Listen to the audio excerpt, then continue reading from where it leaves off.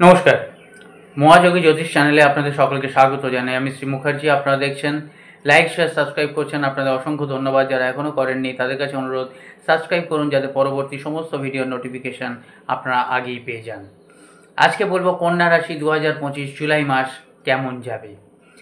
প্রতিদিনের মতন ভিডিও শুরু করার আগে একটা কথা আপনাদের বলবো, যেটা হচ্ছে জেতার মজা আলাদা, এটা ঠিক কথা, কিন্তু মজাটা আরও বেড়ে যায় যদি সেখানে হারার রিস্ক থাকে।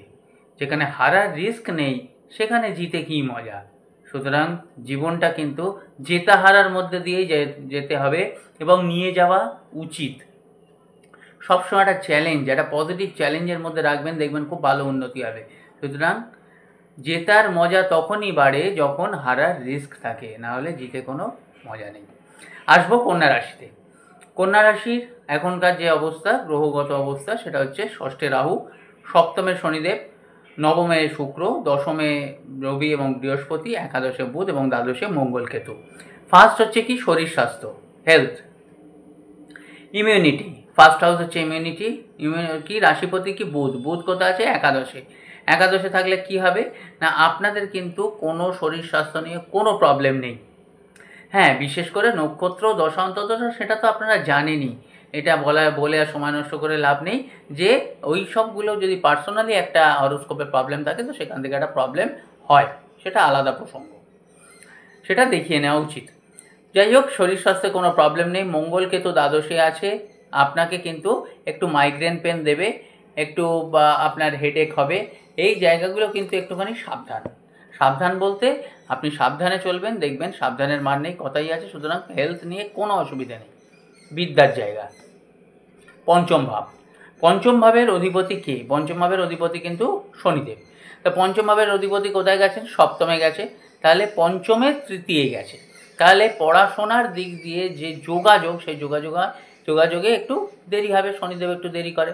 এবং রাশি সপ্তমে মানে কেন্দ্রে গেছে, 1, 4, 7, 10 আপনারা জানেন, এগুলো কেন্দ্র বলে।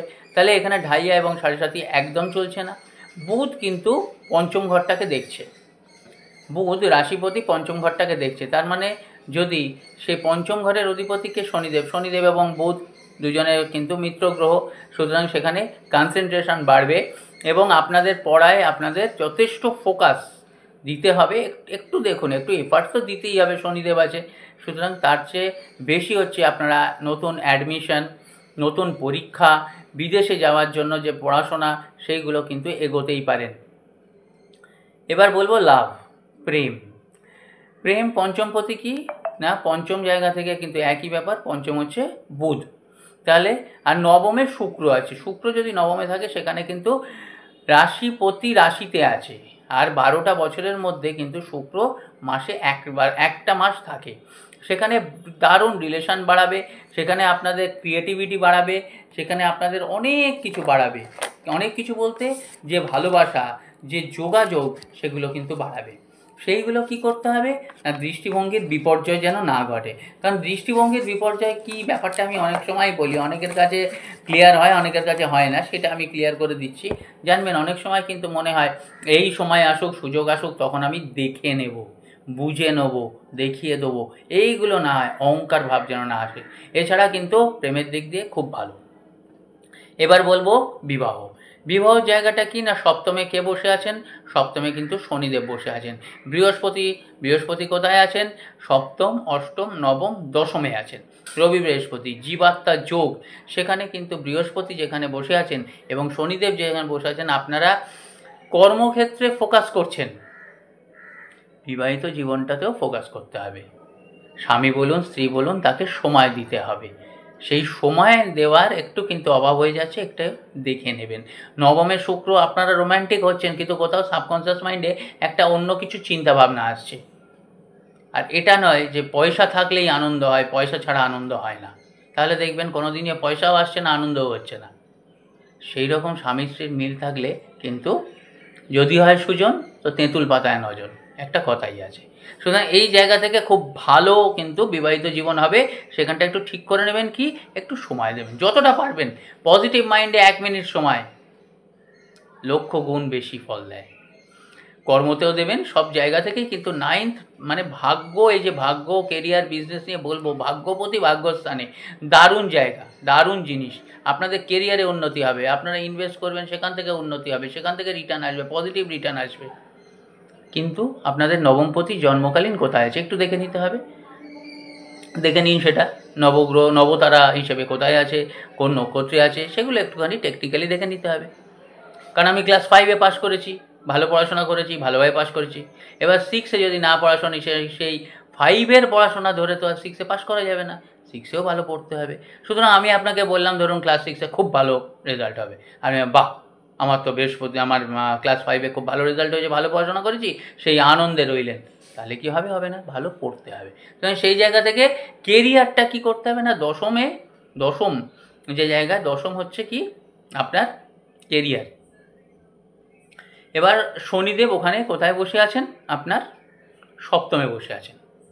তাহলে দশমপতিকে, দশমপতি হচ্ছে বুধ, তাহলে দশমপতি বুধ কোথায় আছে? একাদশে আছে।